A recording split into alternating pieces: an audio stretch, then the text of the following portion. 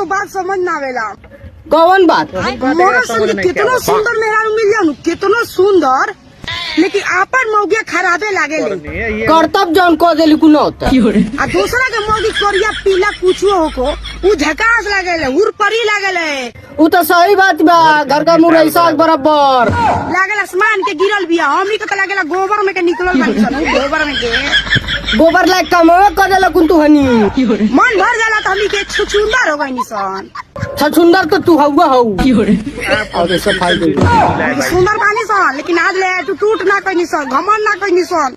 अरे बाप हो बाप, बहुत सुंदर पालिए दाता ले। साला कौनो पटाओ तो नहीं के हमरा के कौनो पटाई तो हम चल जाईती। हां साथ होती है मौगा पा, ये मौगा तो हम ना रहे। मोर एक बार रो रो मत मौका मत कही हमके, मौका होगा नहीं। तन्नो तो ना पूछला हमरा के, हम ना पूछब रे पता नहीं। अरे हाँ गल न जाला की गण भभाला काहे के बाबा सिर बाटे ज्यादा जी, लइके चकुया गड़िया काट देता राजा जी। लेकिन ये साला कर क्या रहा है यहाँ मालकिन,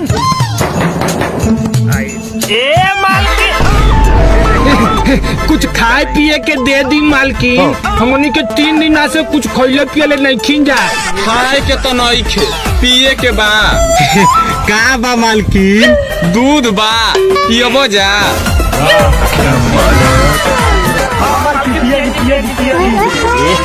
रहा नहीं जाता।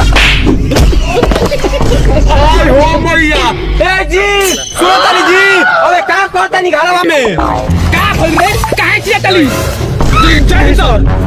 जय हिंद जय हिंद। करे ई का करत रह सतुरा संग है नतिया के बेटा जबरदस्ती हमार दूध पिए के कोशिश करत रहा। माय के छोड़ो, पकड़ मारो चोट, पकड़ पकड़ ले पहन के दौड़े। साले दूध पिहन जा, हमर लड़वा पेज सरो के बेटा। रुको जरा।